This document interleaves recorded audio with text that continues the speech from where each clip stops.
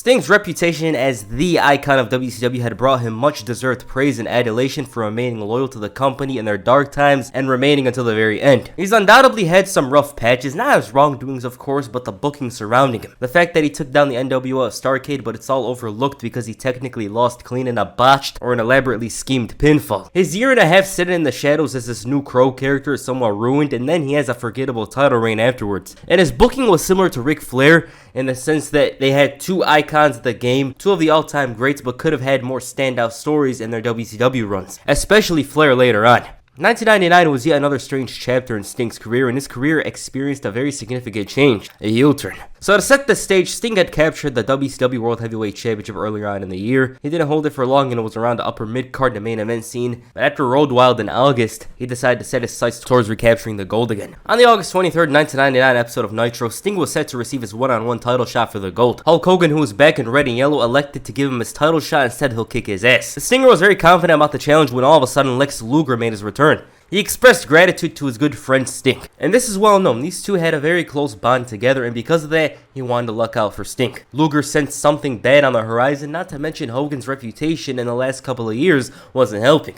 This had to do with Hogan offering him the title shot. The champion, on the other hand, was all about truth. He gave him his word and his intention was to follow up. And hearing about Lex Luger's statements pissed him off. Fast forward to the main event. Sting worked as the heel and Hogan was in his natural position of being the fighting babyface. The match is very heated, and just when it's about to come to a close, Steiner and Sid Vicious ruined everything. Goldberg and Luger made the save. Hogan promised to give Sting a rematch because of course he had a change of heart, but even then the total package's paranoia had him persistent to prove that Hulk Hogan is a fraud. He even called this night the most important in recent years for him. He had to expose him as a sham. So Luger was going to bring irrefutable evidence that Hulk Hogan is a scammer. Later that night, he called out Sting. Luger's evidence tied into an abandoned story by WCW, the White Hummer. I made a video on it about a year ago. It was a very interesting video. I enjoyed it, but it was a strange storyline. Hogan was shown standing right beside the White Hummer used to take out Kevin Nash in June.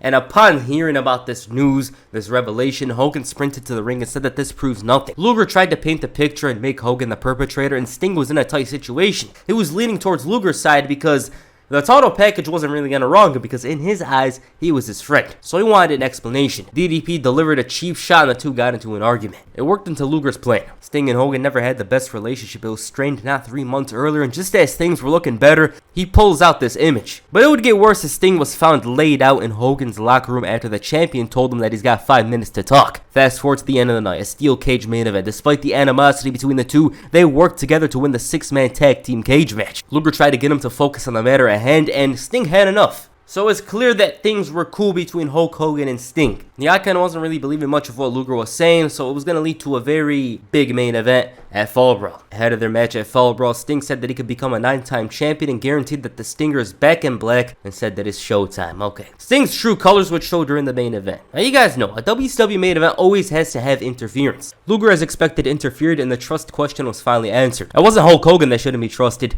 it was Sting. Luger brought out the ball bat and Hogan put a stop to him before realizing that this was the plan all along. Sting drops him with the ball bat and becomes a 9-time world champion. He betrayed his own morals to do it, but it didn't change the fact that he was the holder of the belt. His greatest rival, Ric Flair, upon hearing this, had a huge problem with Sting making a choice like that. The champion came out talking about how Flair has often stabbed him in the back, but he had a lot of respect for the Nature Boy making him what he is today, and he learned from the dirtiest player in the game. Out of respect, the new champion told him that he could leave peacefully. Ric Flair said yes, they have similarities but not much. He listened for all of 2 seconds before returning, and Sting told him that he's been waiting for the moment when himself and Luger can run with the ball, and they finally got it. Ric Flair said that he hasn't watched Nitro in weeks. A week ago, he turns on the channel and realizes, hey, they can't get it done without the Nature Boy. Flair acknowledged that he had some respect for Sting, but he had to earn the rest of it, and Luger attacked. The heels ganged up on him, and the total package torture racked him before the Nature Boy found himself in a Scorpion deadlock. Hulk Hogan and Bret the Hitman Hart had to run in to make the save, and for obvious reasons, this duel was pretty funny to me. Now, Sting turning heel is a strange decision.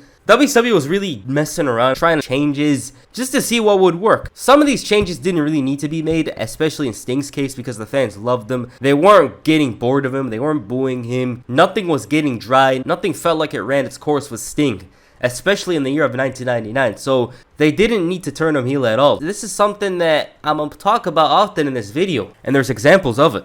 and irate Hogan decided to make the challenge for a tag team match for the two. Problem was, Luger didn't have the paperwork done, translation for I'm not cleared, for this match, not to mention his wrestling gear. J.J. Dillon found out that Luger's been cleared for 3 weeks, and that was enough for the main event match. It was often you'd see such a star-studded main event on Nitro. Four of the biggest wrestlers in the 90s, over 20 world titles to their names in countless pay-per-view main events. Star power, 5 out of 5. Match quality, not so much. Luger whacked Bret with the belt after DDP interfered, and this gave the heels the victory. So the explanation to come from Sting was that he wanted power. It wasn't an urgent hunger for it like Flair and Hogan have taken time after time, but it was all about choosing the right moment. As for DDP, he would become an associate of Sting and Luger's over the next couple of weeks. Ric Flair, as expected, responded in the only way he could. He was ready for a fight and demanded the Stinger. Chris Benoit, though, put a stop to this challenge because he had a title shot against Sting for tonight. Did this matter to Flair? No.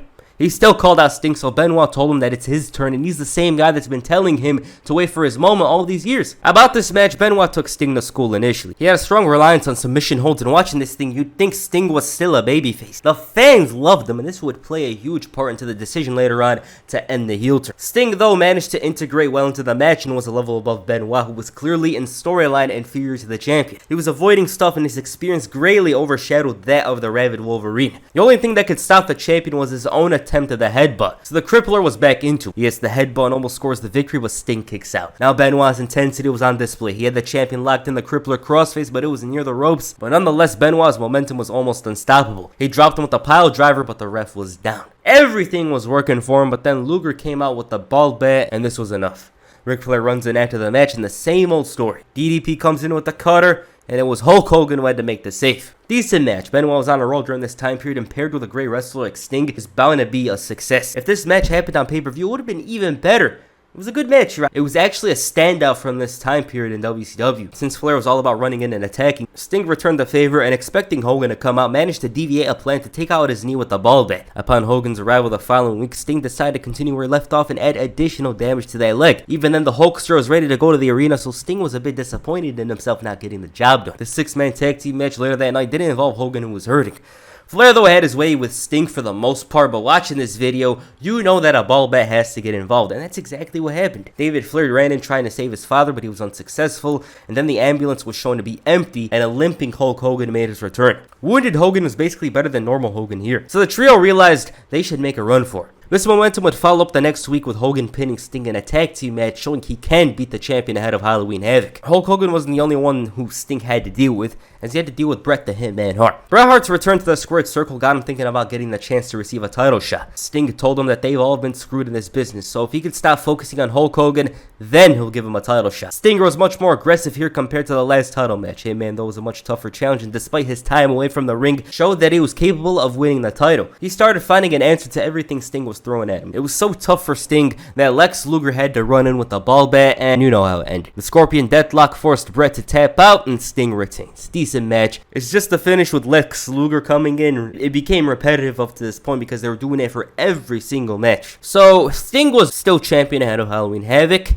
but all of this would be overlooked. Okay. The match at Halloween Havoc was very strange, and that's saying something since WCW at this time was weird. Hogan didn't show up in the beginning. Sting comes out, now he decides to appear. Hogan has some words with them and then lays down 1, 2, 3. WCW strikes again. To me, this is stupid. I think to most of you it is, because there's not much of a point to be made here for Hogan to just randomly lay down after a big ass feud. Now what makes it so dumb is that Hogan and Sting had a very heated feud. Why would the good guy Hogan randomly decide to lay down? Your answer to this is the same answer to the question of whose first show was this? Vince Russo. Hogan came out dressed like the British Bulldog as well, and it was supposed to be a part of a much bigger story. The problem is the fans didn't see the end of it because many changes happened backstage, and so the storyline was scrapped.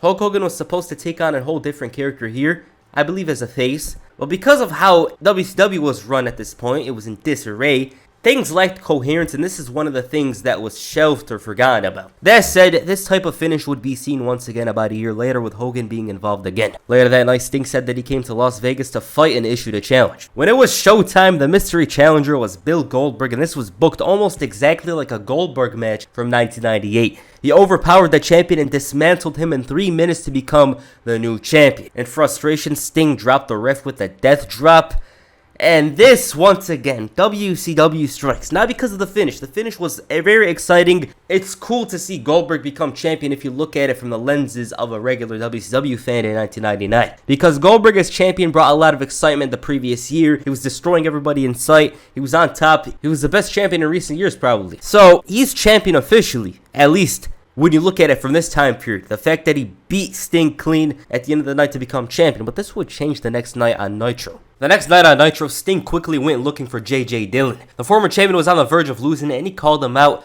and made a bunch of threats. The reason why Sting wanted to call him out was because as a person representing the company, he wanted to bail him out of a bad situation. Hulk Hogan forfeiting forced him to make a challenge, but this is where things were different. Sting acknowledged that he never said he'll defend the gold. JJ confirmed that Goldberg wasn't the champion, and the title wasn't even Sting's. Why? Because it was vacant. A tournament was going to be held with the winner becoming the champion, and the reason why the title was vacant, instead of being on Sting's shoulder or his waist, was because of Sting's actions after the match assaulting the referee. So he decided to send a message by assaulting J.J. Dillon and locking him in the deathlock. Goldberg runs in, brawls with Sting, who quickly escapes. As for the tournament, Sting advanced to the round of 16 after easily destroying Brian Knobbs. At the same time, his best friend, the Total Package, convinced him to go after the tag team titles. He felt like they wanted to rule the world, and they'd been talking about this for years. Sting wasn't initially interested, but Luger managed to turn things around, and he was all in.